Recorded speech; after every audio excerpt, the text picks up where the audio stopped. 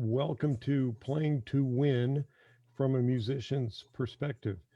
I'm just going to introduce Wayne Dickson and mostly stay out of the way. And we're trying to get Jim O'Banion on here to join us as well. A little bit of a technical difficulty we're working on. So, Wayne Dickson and I were at school together at Indiana University. He was a couple of years ahead of me. And when I joined Mr. Adams' studio in 1973, we played together in brass choir and orchestra, became really good friends in a big hurry. And Wayne has had a great impact on my life. You need to know that right after finishing school at Indiana University, he became principal trumpet in the El Salvador Orchestra and was so has experienced the heights as a very fine symphony trumpet player. And following that, as life would have it, he entered the business world. I think he has a master's degree in business administration. Is that right, Wayne? Yeah, from from Northwestern. Yeah. Yeah, so very well educated, a very bright guy. And I know Wayne well enough to know that he's seen success and failure, and mostly success.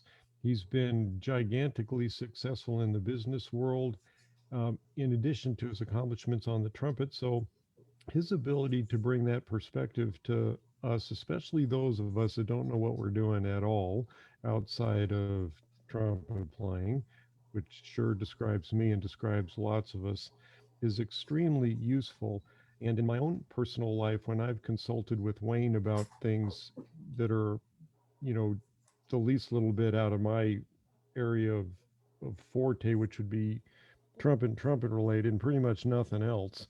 Wayne's been of immeasurable value to me, advising me on things that I just have never learned before. So, having said that, let's turn this over to Wayne Dickson. Thanks, Carl, and welcome everybody. So, as Carl said, there is this book. It's a best-selling book on strategy. It's called "Playing to Win: How Strategy Really Works." Lafley and Martin wrote it, and it was about 2013, which is several years ago. But at the end of the day, I was thinking about the seminar, the Adam seminar, and it seemed to me like this strategic perspective can be adapted personally. It's a bit of a play on words, but so what I try to do, and hopefully it'll come through, and you guys can give me your feedback and whatever. We'll be asked. Don't hesitate to jump in and ask a question on whatever it might be. I'd be happy to answer it. So as we move forward, so as I started out looking at this thing, one of the things is from a strategic perspective is, are you just playing or are you playing to win? And every time that I see this word just, it drives me, it has me running for cover, especially when my wife uses it, because it's like, well, we can just do a flagstone patio this weekend, or we can just put a second story on the cabin, whatever. But anyway, so at the end of the day, this is driven by the book Playing to Win, which is really a different way for corporations to approach creating and executing a strategy. But I was intrigued by the idea of, can we really adapt it to our own personal lives? So, first thing though I wanted to do is I wanted to kind of go through the business perspective of this playing to win.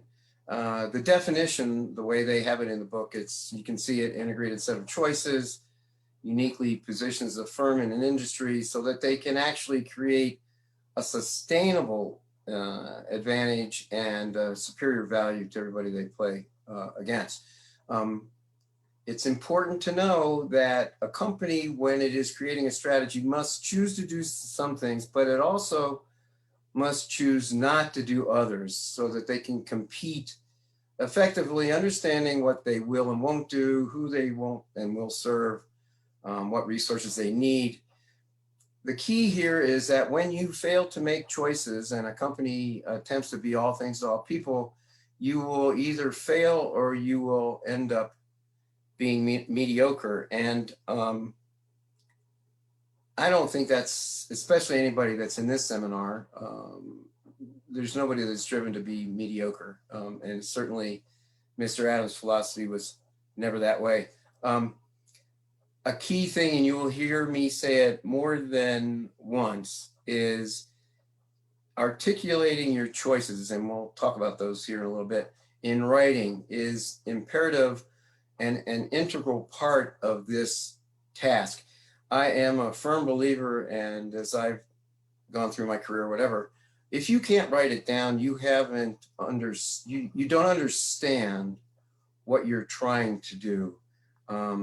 Writing it down forces you to be concise. It forces you to identify, define exactly what you're trying to write down. So if you want to have a good plan, you have to write it down. If you can't write it down, then you haven't thought it through. Specificity is really a key to the whole philosophy. So this strategy template is based essentially around 5 questions. First question is, what is your winning aspiration? So if I'm the CEO or if I'm the VP of strategy, whatever, the purpose of your enterprise, what is your motivating aspiration? Now, this is a very difficult question to answer, but if you can't articulate it, you can't write it down, you haven't defined it. And if you haven't defined it, then you will waste time, you'll waste resources, etc. Then you have to go through and say, okay, where am I going to play from a business perspective? Am I going to be in wholesale? Am I going to do retail? Am I going to do both? Am I going to do digital only, online sales only? Am I going to be in brick and mortar? Am I going to do mail order? All those types of things is, where will you play? Am I going to be only US? Am I going to be worldwide? Those questions are important questions, and they take a while to answer. Once you get that, then you talk about, okay, how will you win? And the way you do that is you identify what is your strategic advantage. When you know where you want to play, then what is it that sets you apart from everybody? What is it that allows you to, from a business perspective, get the order, allows you to ship more goods at a profitable perspective? So that's kind of, how do you do that? Where do you choose to play? And I've been in several companies. I'm consulting for a company right now, a plumbing company, and we're in retail and wholesale and OEM and all this stuff. And we brought this strategic perspective to them, and it's really helping them and us to focus resources and understand that this channel might not be as good as this channel, but if you don't do this channel, then you're going to get screwed up in the first channel. So there's a lot of interconnection. What are your capabilities that you need to have so that you can win in your chosen playing field, where you can choose what to do with your aspiration? How will you accomplish your aspiration? What do you need to have in place? And that gets a little bit fuzzy when we kind of morph it into the personal perspective, but breaking these questions down is critical need, especially when you're a big company. So this Playing to Win book, by the way, was it uses Procter & Gamble as kind of its prime example and prototype of how things worked. I mean, one of the examples is Olay, not medications. I'm not. It's a cream. Yeah. So Cosmetics. Cosmetics, thank you. So they decided to take Olay and develop a program that was going to go into Walmart, but it was twice as expensive as everything else. And you know what? They did it because they went through this process. They figured out what they needed, where they're going to play, what will success look like, what management systems are required. Those are things like what's your software? What are your software needs? You need a HR. What kind of HR department do you need? What kind of a sales force? Are you going to do independent sales reps? Are you going to do company salespeople? All those types of things. What management systems are required that connect to the other 4 questions? So you can't just say, we'll win in the marketplace. You have to say how, where, why, when, what do I need? So these are all areas to think through. And how do they relate to each other? So visually, what happens is, this is a choice cascade, if you will. And the main thing to notice here is the interconnection between the choices. Every choice is connected to every choice. You cannot pull one choice out. You cannot focus on one choice. If you don't consider the whole world of your choices, then you're going to be weak. You're not going to be as competitive or as good at what you want to do that you've defined in your winning aspiration. You know, you've got, again, the purpose of the business enterprise. Where are you going to compete? How will you win, et cetera? And what systems do you need? All these choices are related to each other. They are not mutually exclusive. And I've been in companies where they focus on, well, the suits will focus on the winning aspiration, and will come down with the pie in the sky thing, and then they leave the execution to others, and it can get your shorts in a knot, quite honestly. I have a story, and this is probably an Adam story as I was thinking about this. So in World War II, and Carl, if this has been voiced, cut me off. In World War II, you have a commander of a destroyer, and they're out on the ocean during World War II, and he goes to the second command and says, "Yay, I know how to win the war." And the second command goes, "Well, okay, how do we do this?" He says, "Well, we boil the ocean." And of course, the second command goes, "Well, sir, how exactly are we going to do that?" And he said, "You know what? I think of the big picture, you handle the details." So that's what you can fall into if you don't have all of these different areas defined. And make sure that you understand the relationships between each one of these choice blocks. Any questions so far? Is it making sense to you? I mean, let me know. Okay, so previous slide. Can you go back? turn yourself up, Jim. I can't hear him. Can you go back to the previous slide?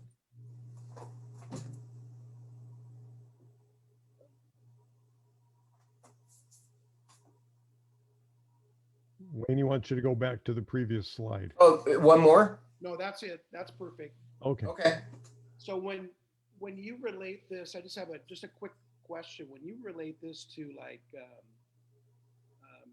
purpose, we want to be a trumpet, we want to be a musician, we want to be, and more specifically, a trumpet player who creates music and performs it.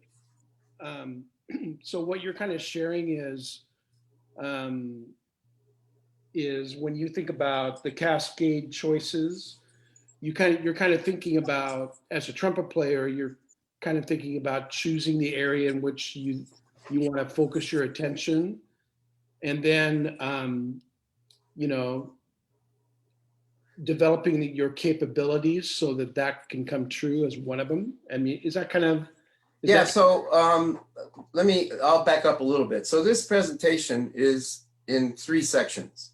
Right. First section is the business sense orientation of the strategic choices and the cascade and the definitions.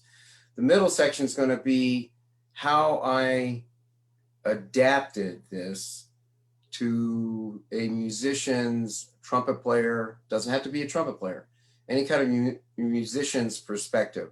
So bear with me a little bit, because I think in the next section, I'll hopefully communicate how I see it adapting to this environment that we're talking about, like within the seminar, et cetera.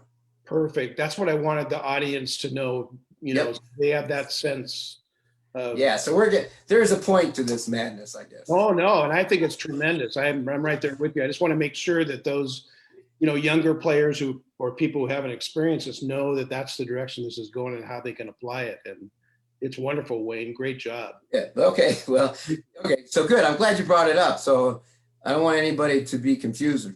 Don't click off, because I'm getting like $200,000 for this pitch. So Do you share? yeah. Anyway. All right, so then, great straight man, how do we adapt this strategic theory for our personal use? So move on. So as I thought about this, and how do I redefine the definition? It's a personal strategy, okay? It is an integrated set of choices that define your personal parameters. So we're bringing this home and we're internalizing it and allow a person to build an effective plan.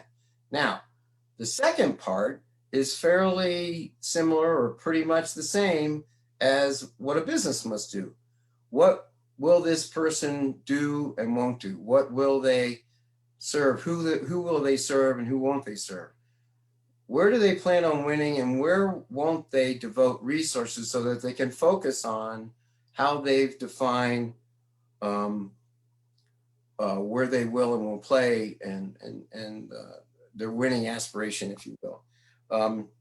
At the end of the day, and I'm going to say it again, you have to articulate these choices in writing. It is an integral and imperative task for success. And over time, I've developed several marketing groups and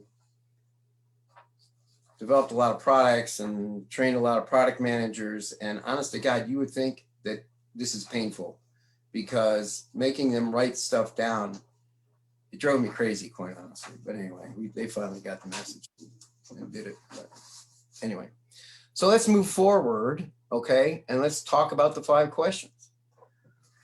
What is your winning aspiration? Or as I define it, what do you want to be when you grow up? And this doesn't mean that this is only for young people. I'm an old guy without much time, and you'll see in the 3rd section how I kind of developed this for me. What trips your musical trigger? Is it a big band, rock and roll, or you want to be a soloist? Do you want to be a professor, get your PhD, a band director? And I also thought that, you know, you can't leave out the folks like Fred Powell who make beautiful instruments. You want to be a craftsperson. You want to be a composer. What do you want to be? And you have to think that through.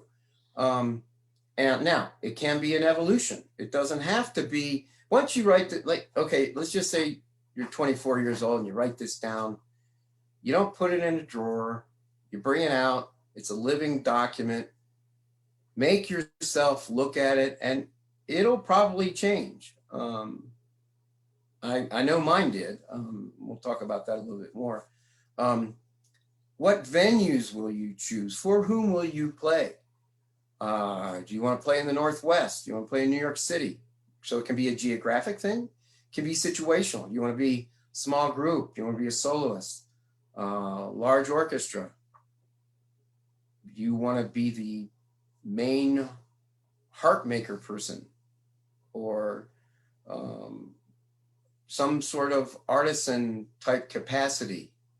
So you have to define that, because by defining that, then it will help set up your answers to some of the other questions.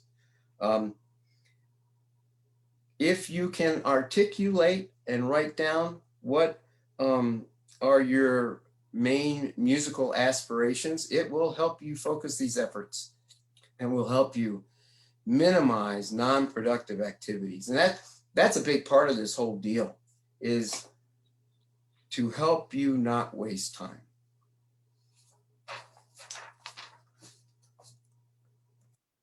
Next question. How will you win? What is or will be your competitive advantage? And when I was going through this, it was like, I'm not competitive. We're all in this together. Well, you know what? We are. And that's one of the main things for the Adam seminar is to disseminate and allow folks to ask questions of people like Dr. Sievers who they need to pick their brains.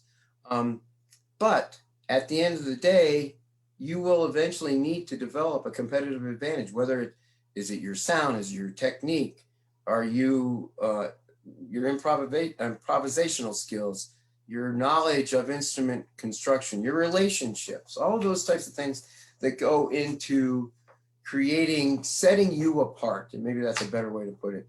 How will you set yourself apart from everybody else? At the end of the day, from my personal background, and Carl and Jim, others can tell you I can be a little bit competitive from time to time. But anyway, so that's where that goes. The capabilities, the next two questions get a little bit fuzzy. How will you develop your competitive advantage? Well, to me, there's the overriding answer is keep your mind in the sound. I have, regardless of whether I was playing or not, keeping your mind in the sound, defining the sound, because that can be different things to different people. But at the end of the day, how do you do that? Do you master your musical literature for your instrument educationally?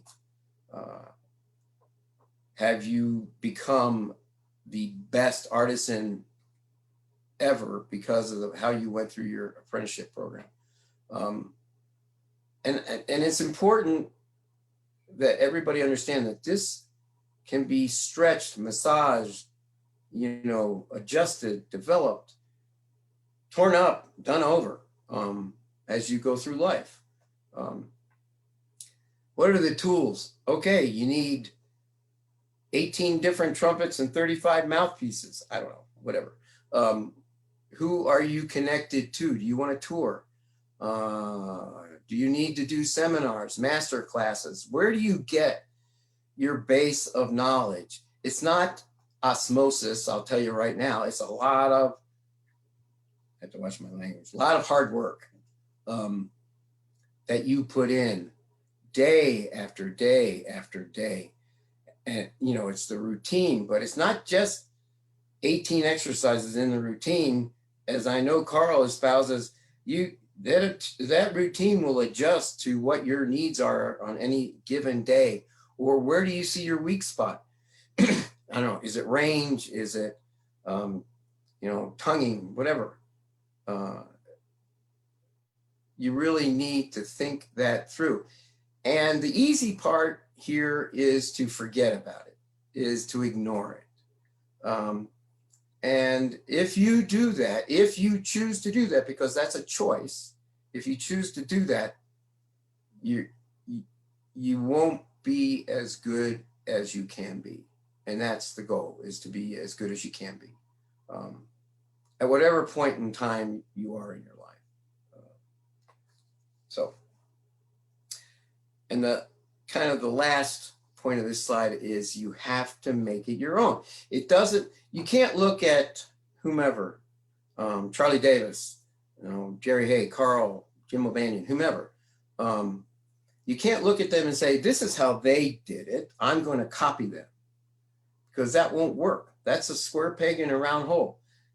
They are not you, you are not they.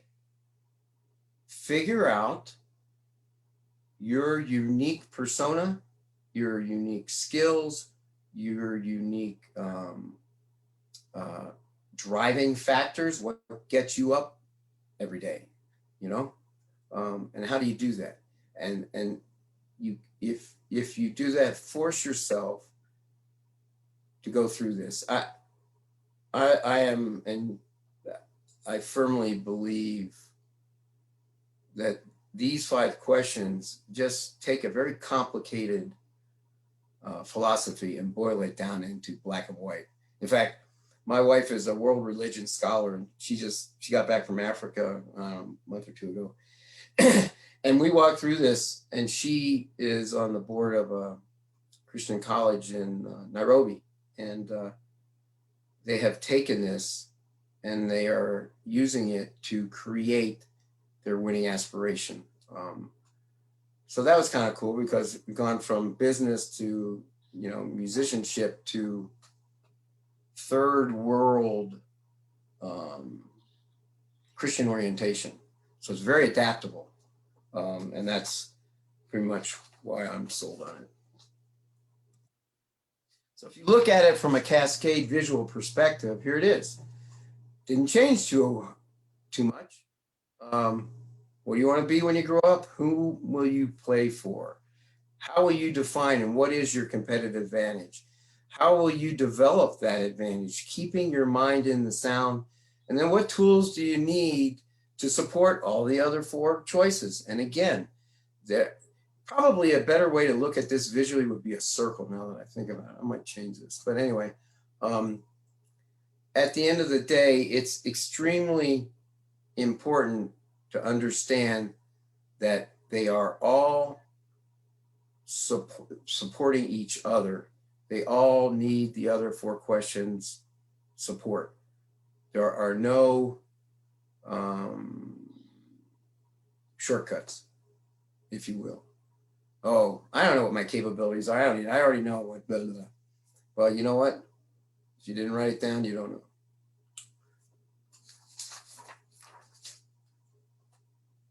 Just my opinion. And I think I've mentioned this already, but review, review, review. Take this thing out. If you go through this and if you choose to write it down, good. I think that's terrific, but don't forget about it. Bring it out, look at it.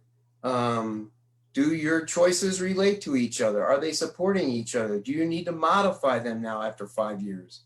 You know, maybe you've gotten your doctorate and you're doing this or that or the other thing.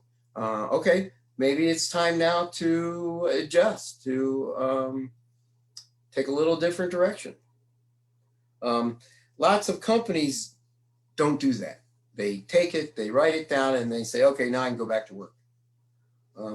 That's what you want to avoid. If you want this to work for you, this is not static. This is a living, breathing document, in my opinion. So that's the second section. Anybody want to jump in? Questions? Anything at this stage? Hey, Wayne, I don't want to derail where you're going, so don't let me. But a question did come to mind. You keep talking about writing things down, and if you can't write it down, you don't really have a clearly conceptualized thought. I mean, maybe those are my words and don't work too well with yours. Would that also apply to what you take into the practice room for a musician?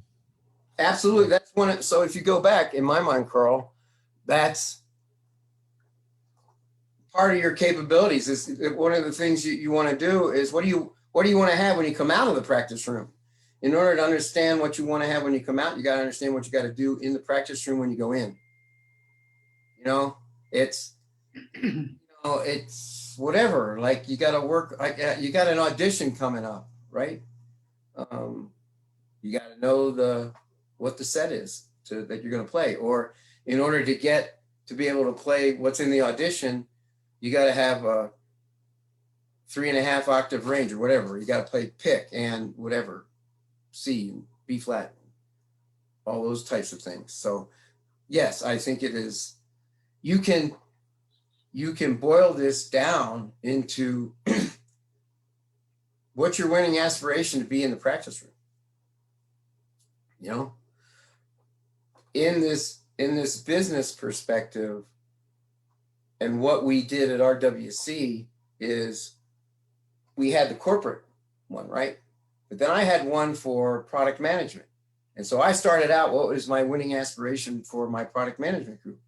And these guys, they had no clue. So my winning aspiration was to create a professional group of people within the product management group that developed their credibility and were the hub of the wheel. So the hub of the wheel concept is these folks are, this is where everybody goes to when they have a question they can't answer about a product.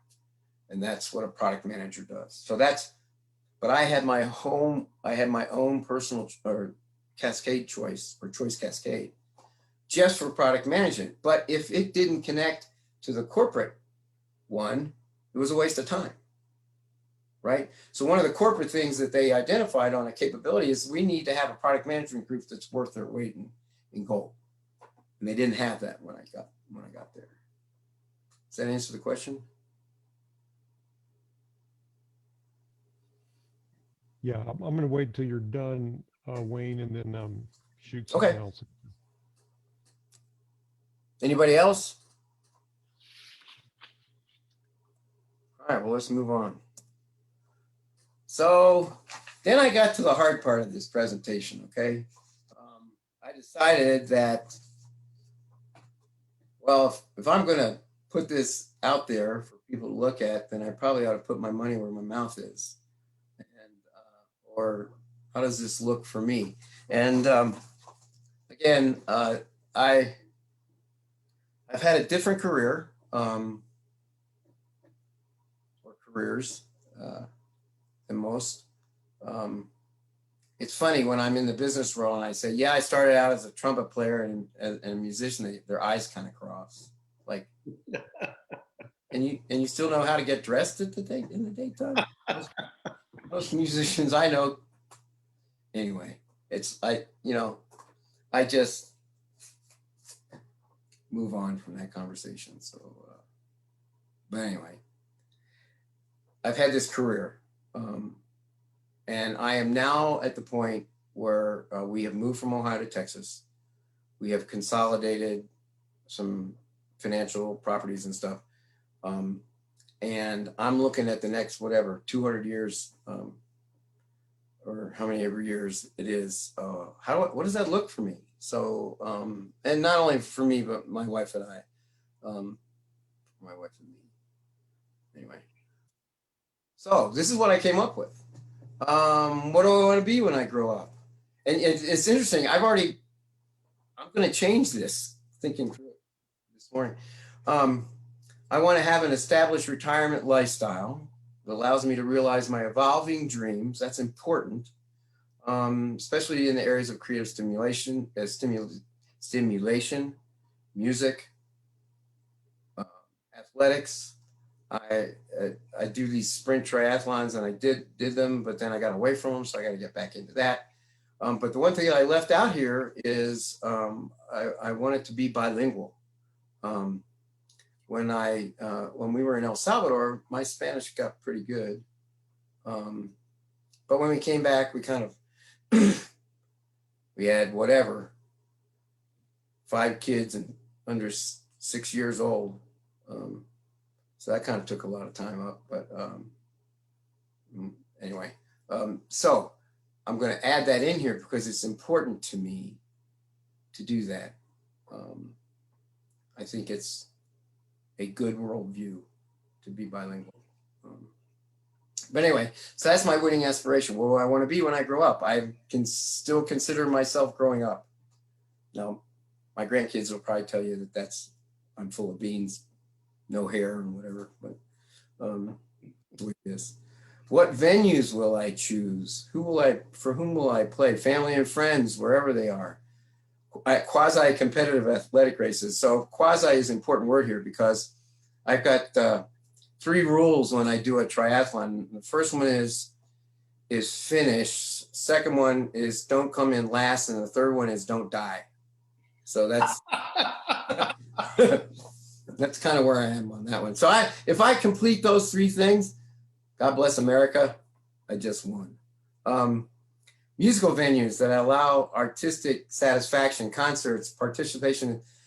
The brass quintet that I played in with Carl at Indiana is probably the most fun I've ever had except for maybe brass choir, but the most fun I have ever had in a musical group. Brass fun was really good. I can remember. Anyway, we won't tell you some of those stories, but yeah, we used to play out in the meadow with some adult beverages, and it was a kick. And Carl even has a picture of me when I had hair, which is unusual. In fact, people that I work with now, when I tell them I was a redhead, they don't believe me. So I have to show them my wedding album so that they know I'm not lying. But anyway, and then cooking. It's a passion of mine. I love to deal with flavors. One of my dreams is to go to Italy and follow a grandma around for a week and learn how to cook for real Italian. So anyway, where will I play? How will I win? Okay, so this was an interesting question for me. I think I will use my employment experiences. Now, as Carl mentioned, ups and downs. I mean, I've owned a company, I've lost a company. I've been very high levels, and I've been fired. What I learned from that is I suck at working for micromanagers. So I don't do that anymore. I will have a flexible schedule. I need to be self-motivated, determination, problem solving.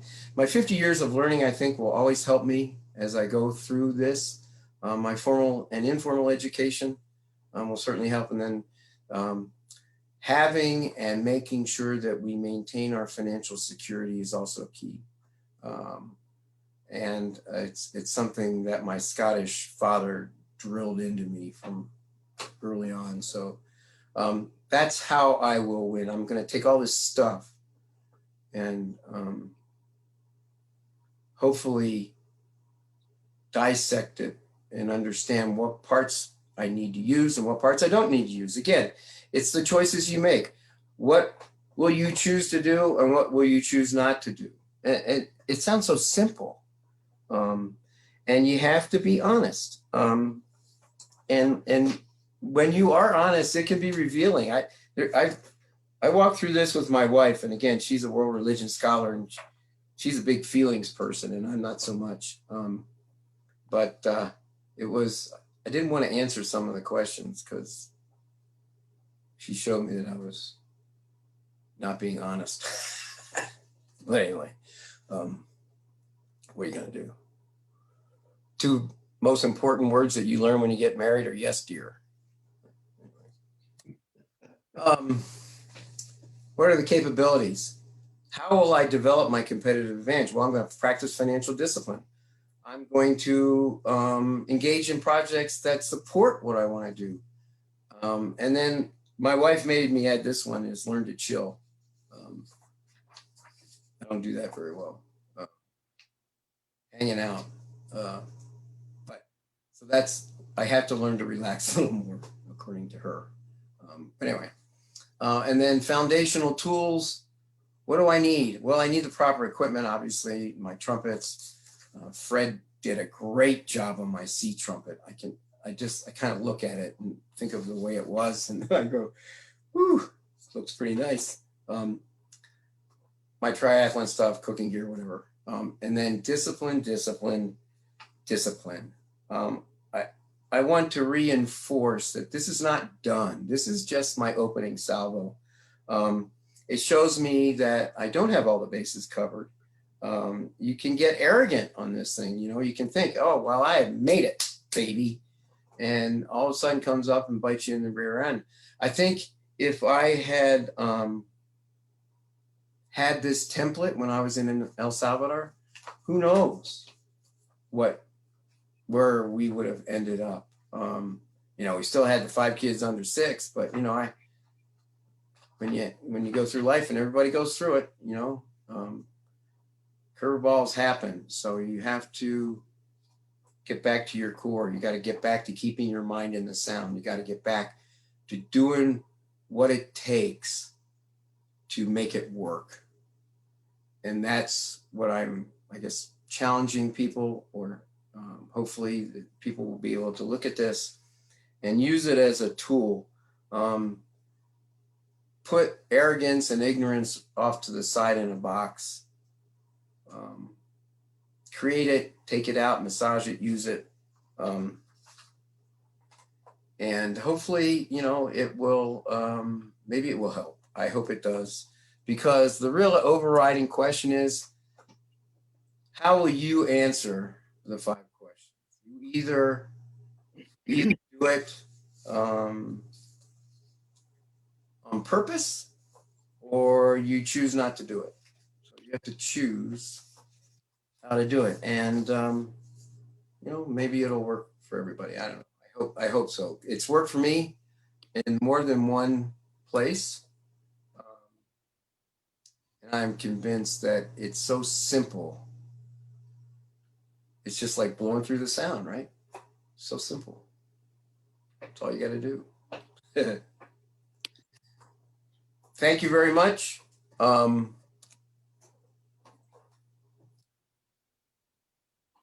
hope you are able to take something away from the presentation.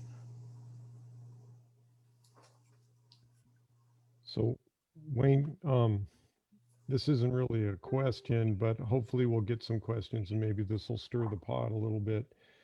You know, you mentioned looking back at our age and hindsight, and whatever value hindsight is, I suppose, is another essay of its own.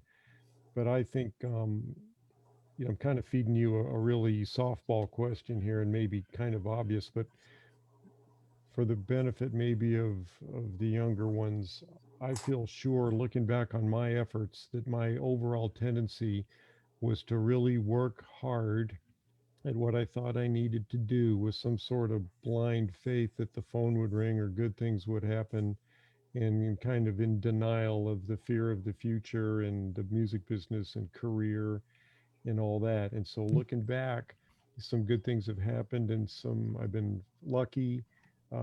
You know, some things came my way because of friendships or you know, whatever that might be. And undeniably, I have worked hard at it. But when, you know, like you mentioned, when you guys were in Salvador, you know, when I hear this and realize how unorganized my efforts were, then you start thinking about, you know, what could have been. I'm not complaining because we've done fine, but you know, the young people get such a negative message about the business. Playing trumpet can be daunting. It's a lot of work. You know, we get some of that negative half of it so well nourished, and the positive half of it is starved. And then I think, well, you know, that's one of those philosophy things. It sounds really pretty, but what you've given us today is a plan to make it reality instead of just an attitude check. You know, here's an organized way to go forward that's going to bear fruit for you. Yeah, and that's the key is, and that's why I continue to go back to being able to write it down, because you can think through it internally and think that you've got it, but it's amazing how it is changed or how it can change or how it will tell you, okay, this is your winning aspiration. And then if you are honest and you say, okay, I need this, this, and this, and this, I need to be able to do this in order to get that. Then at the end of the day, I think it cuts through some of the internal emotional bias that's sometimes it makes it difficult to be honest with yourself, you know, whatever, and everybody's different. So, I mean, for me, when I was in El Salvador, I probably went to Salvador too early, maybe, I don't know, but Mr. Adams said it was a good idea. And hey, we just went and away we went. You know, we came back to the States. If I would have done this, I probably would have taken another path, but you know, we didn't, and I don't regret it.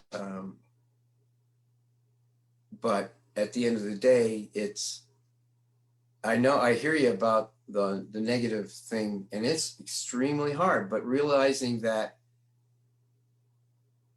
there's a lot of competition. How are you going to, what's your roadmap to success?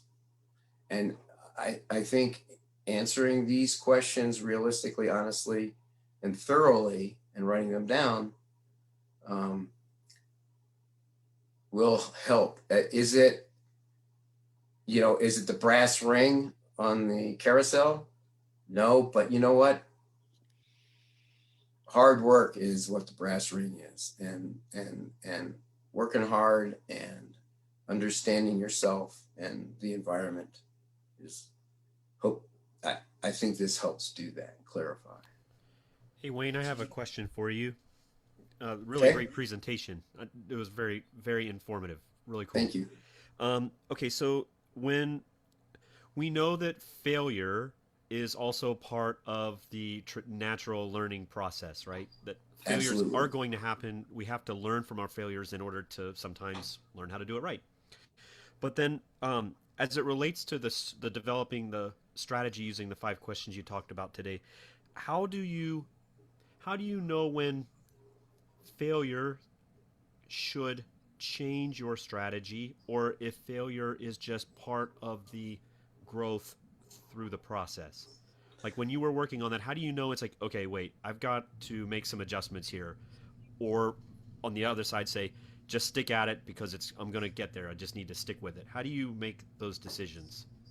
Well, I think being able to identify what's at the end of the road, what capability do you want to become an expert in? Knowing that, and knowing that, failure is part of life. I mean, I created a company, and if I would have had this, I would have understood that I was thoroughly arrogant. I thought I had had very successful careers, making solid income, and so I thought, well, shit, anything I do was going to turn to gold, right? Well, I did that, and it didn't, because I thought I could do no wrong. So I think it depends on what kind of failure you're talking about. Um, Maybe so let's just say it's the capabilities. Let's just say, in order to win this audition for whatever orchestra, I know that there's a learning curve on auditions. Therefore, I need to audition a whole bunch of places so I get my act together, so that when I'm going for the one I really want, my shorts don't get so in a knot that I just totally collapse. Right? That's just an example off the top of my head, but I think that's what we're talking about here is how do you make lemonade out of a lemon, I guess maybe is the oversimplification. And it's hard to accept. I mean, nobody wants to fail, especially nobody that's playing trumpet or following the Adam way or whatever. It's just, nobody wants to do that. So, Wayne, interject a couple things.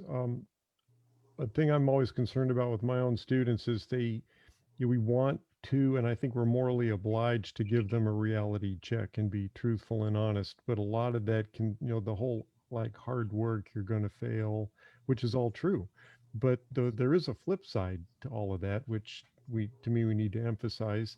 And that's can be certainly fed by your plan, because there's satisfaction and confidence and optimism knowing that you've put in a good day's work, knowing you're making progress, knowing you're getting closer to that golden ring on the carousel, and or brass ring or whatever it is, and all of those things. And then as successes come to you, making good music with good friends, and that sensory stimulation of that, like when we were in brass choir, our old brass quintet, or whatever it is we're doing, and then the bonus of getting paid for it. Then so there is a lot of reward as well. Absolutely.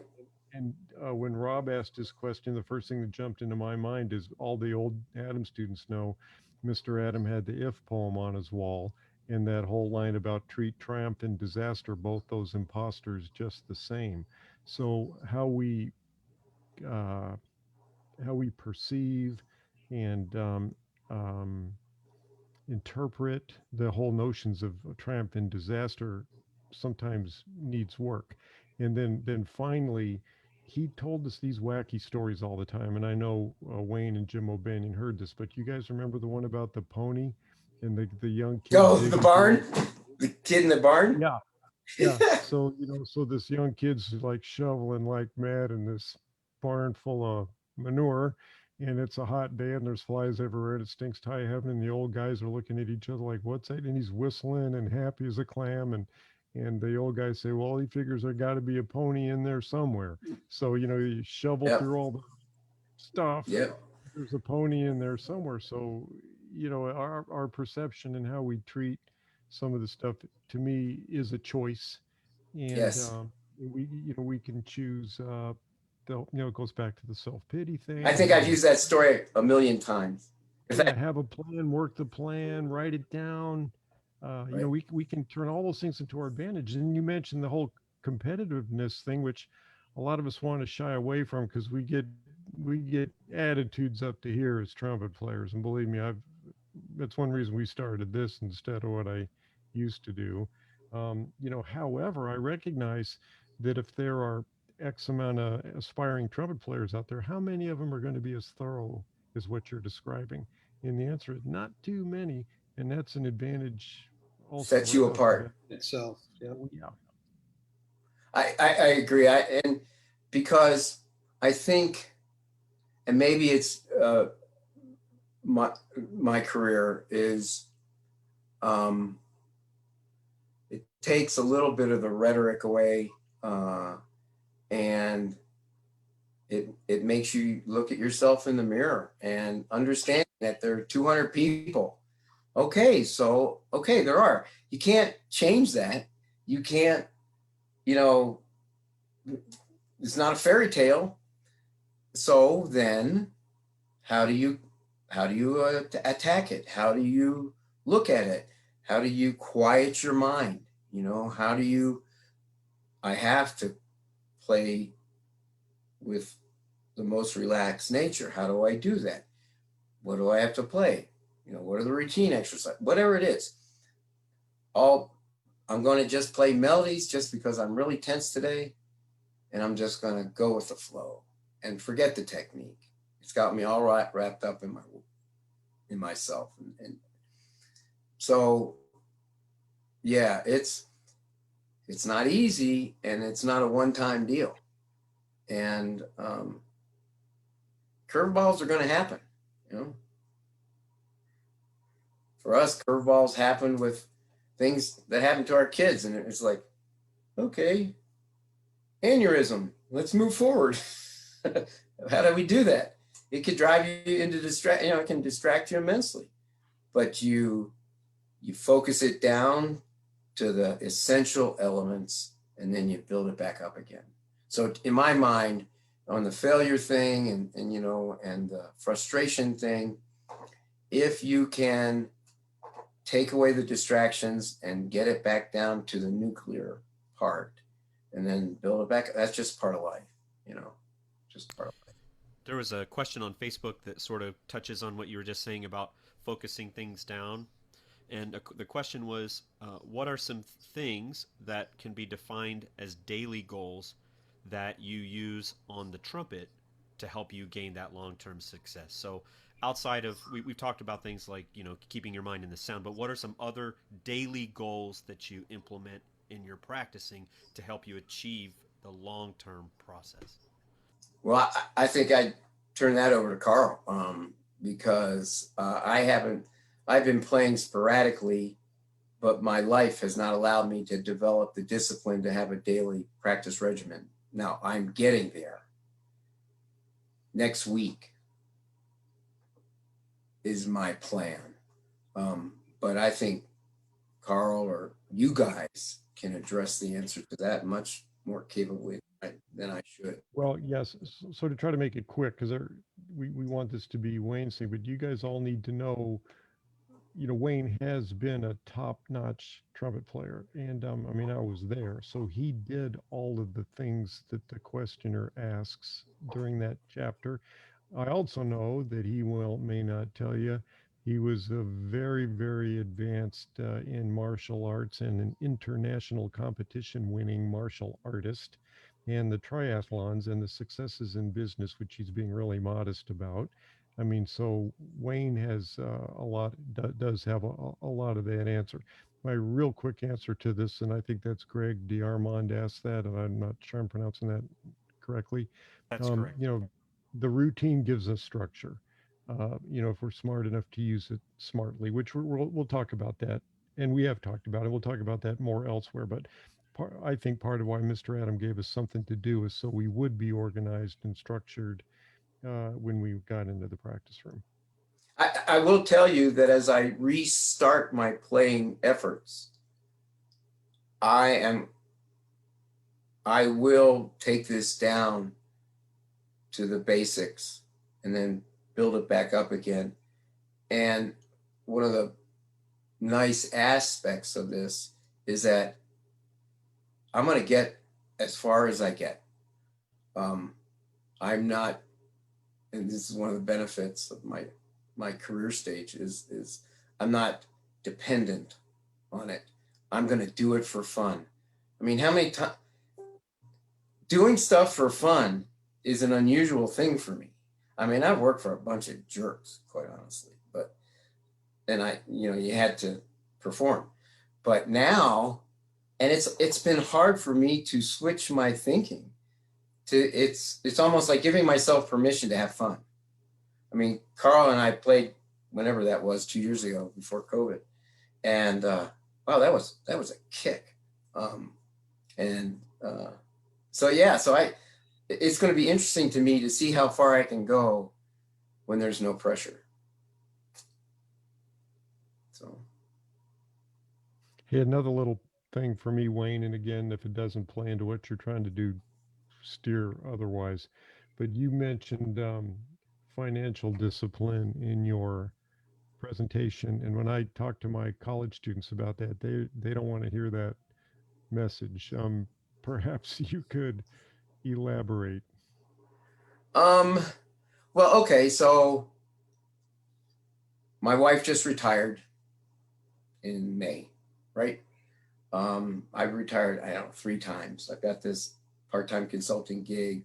We got Social Security and all that kind of stuff. And we have our piggy bank or piggy banks. I want to make sure that we don't just go kind of off and running. Oh yeah, we can afford this, or yeah, we can afford this. And it drives my wife crazy. Because she says, yeah, we can afford this and we can afford that. But you know my wife, everybody else, Jim knows my wife. But so I have to pay attention to the numbers. It's just the way I am. And we will have a great time.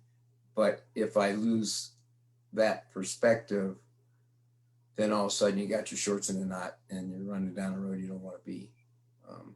And from a young student's perspective, I guess the deal is you have to be willing to, part of how will you win is, okay, I'm going to have a Spartan existence so I can afford to spend 5 hours in the practice room or whatever it is. So that's a choice you make. And one drives the other. There are no islands in this choice cascade. There just aren't. And if you say, oh, yes, there are, well, that's fine. You go try it. I am convinced that they are not. They are all related. And people say, well, the winning aspiration is first. That's where I think I'm going to change this thing into a circle so that there's no beginning, no end. And they're all connected. I'll just call Roger Martin and tell him that I fixed his book. Kind of like the circle of fifths, you know? Yeah, that's right. Well, that's pretty much it. I used to know what that meant, you know? You can do it forward or backward. It doesn't matter. That's right. You know? Yeah. Hey, Wayne, I really liked what you presented. It really has made me think a lot with regards to reflection. And what I've noticed with my students and with myself is sometimes I don't reflect on my progress early enough. And so taking the document out of the drawer or whatever, that metaphor, I think is really important information that I think young students could do something like, you know, record a Charlier or a Benet Labache or a solo well within their creative realm. They could record that or something like that, and then Sure. reflect back, 3 weeks later with regards Right. to their effort. But so the idea of reflection has been really important, an important message for me, as long as I don't go down the road or lead my students down the road of being too analytical, but Right. keeping their mind in the sound or on the goal of a beautiful sound. But And that's the core to everything. yeah. So thank you very much. It's been really, really insightful. Hey Wayne, I have another question for you. Okay. I've in my students, I have folks that sort of go on a spectrum. There are certain students that are really good at just focusing on the day to day, but then struggle to see things in a longer perspective. And then I Right. have the inverse as well, where I have students that are very aspirational with like long term and like career goals, but then can't seem to like find themselves in the day to day. Do you have any suggestions for helping to balance sort of that? Well, here's, I've got to do this day to day, but then I'm also keeping in mind how this is working out over 6 months, a year, 5 years, kind of thing. How do you balance that out? I think a lot of that is determined on their specific, where they are in their specific stage of life.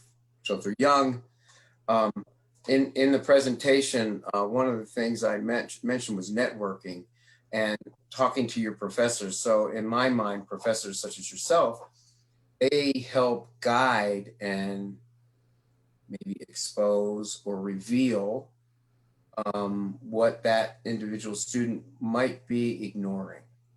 And if the individual student would go through this process, I mean, they have to do it. You can't do it for them. Right. You can certainly have an impact and you can influence them and say, yeah, you know what? You know where you want to be 20 years from now, but you don't quite know how to get to next week. So go back and think it through a little more. But it's up to them. It's not up to you. It's not up to Carl, whomever. At the end of the day, they got to have the want to. They got to have the discipline. They have to understand that Doc Severson didn't get to be the player he was because he just opened a trumpet case. That dog don't hunt. It's a lot of hard, and quite honestly, it's what separates the wheat from the chaff. Take the 200-person competitive field and narrow it down to whatever, 100. Just it's nature's law, Daniel, son. So that's I think the professor's role is to reinforce and expose issues that are important without being a chump about it, which I know you guys aren't. So I think that's absolutely critical. I was sharing with Carl when he was helping me catch these huge bass out of his lake. I could hardly pull into the boat. My thing with Mr. Adam, and Mr. Adam was always really magical with regards to leading you into areas where maybe you had a weakness. absolutely. And my story with Carl was he suggested for my master's recital that maybe I look at Unesco's Legend. And I think one of my areas of needing to work was on that smooth lyrical lines that move like crazy, really fast. And we chose not to do it, but it exposed my playing to an area where if I took this plan, then I would work on hearing that line and singing it and increasing the tempo to the point where it became fluid, Yeah. And so I think the idea of a teacher, sometimes a teacher needs to put something in front of their student that maybe at that particular point in time causes them some consternation, and they either choose to really work through that issue, or they don't step up to the plate. Yeah, absolutely. I absolutely agree. But you're not being a chump about it. You're letting them make that decision. You set the table and see what they do. Yep. That's why you guys are so important. You know, I mean, it's huge. Yeah.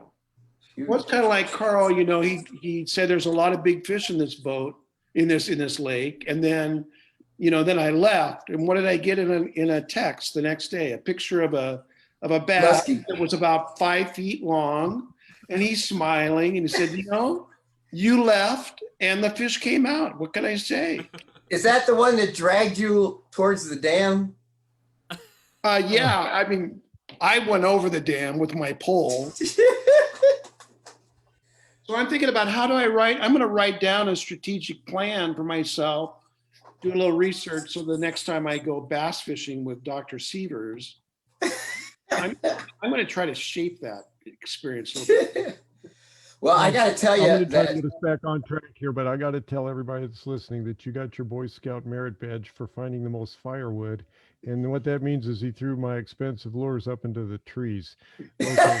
But that's not the deal. Okay, look, what we need to do this, Wayne, this is good, man. I mean, so good. And I'll ask you privately how willing you are to share the PowerPoint presentation. I would never ask you in public. Oh, but I already told you yes. But I'm reminded, I don't remember if Rob and Mike were with me during this year or not, but when Mark Inouye came, and I hate to call anybody out by name, except it's all good. Were you guys there when Mark came? I think it was right after he and I moved on. So okay, but in any case, he's principal in San Francisco and a guy that I really admire for all kinds of reasons. Wayne, you love him. He's an athlete. He's a good dude, and he said something about I won't be the most talented guy there, but I'll be the most well prepared. And then I think, well, he's humble. He probably is the most talented guy there, but not. You know, what I would do is what I'm about to describe, couple it to what Wayne gave us, because Wayne's structure is more complete. But Mark was so structured. He always went into the practice room with a written down plan, and he too emphasized write it down. And in his particular case, he would record himself very painstakingly, play it back at half speed, and if any iota of anything wasn't exactly what he wanted it, that went on the list. And so again, to me, it's kind of a trifold message. Do what Wayne said, because it's more global, it's so logical, and gives you some control over the mystery of your destiny and helps banish fear and all that negative. I think when you've got something to latch onto, and you know, and maybe the question about what, you know, what can you actually take into the practice room does nest nicely into that. You know, the just that have a plan, be organized in this whole thing of when you write it down, there's something happens in your brain that makes it more real. Yeah. I think it also causes you to honor your time. You're not wasting time. You have a focus, you know. Well, you know, if you want to get, you know, the brutal flip side of that is, and we all did it too, Yep. but we think about people we know that really work hard, but maybe don't have as much to show for it as someone else. And, you know, that gets to be a little bit sticky, but those that are really fruitful seem to have a focus, a sense of priority, a mission, a plan, as opposed to just going in there and making racket for a couple hours. Yeah. But anyway, I would say I think that's pretty good advice, but not in place of what Wayne says, but use that to, like ornaments on that tree that he's given us of a more global and complete plan. Well, and remember that there can be levels below the top level. Like within a business organization, you've got the top level, then you have the sales level, and then you have the wholesales level and retail and OEM, or you have whatever, the total, the operations, quality control, supply chain, whatever.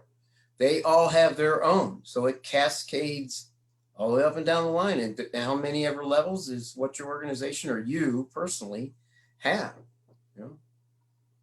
So anyway. Do we have any more questions? I don't see any, just some comments. I don't really see any questions. I don't think. Well, you know, I thought to myself as we approached fleshing out this schedule, the seductive stuff is how to play high notes and, you know, the magic of the Bill Adam routine and all that. And I think a lot of what Wayne's message is more difficult. It's because it's just truthful, it's reality. Um, you know, being honest with ourselves, but what folly it is also to enter into this path without having our thoughts organized. And you know, I've told Wayne this in private before, but my dad was a businessman and not an artist. And he always said musicians are notoriously terrible business people. And I remember after I got over being offended, thinking, well, yeah. And, you know, Wayne and I have had some chats pretty recently where it's just abundantly clear. I don't know my you know what from a hole in the ground when it comes to the business world. And to fail to grasp this message is just dumb. You know, I think it's absolutely vitally important. So the nature of this Facebook thing is all of these are automatically archived, and I would encourage everybody to revisit this thing and read the PowerPoint slides, take notes, look at it again, and then look at it again. Nicely done, Wayne.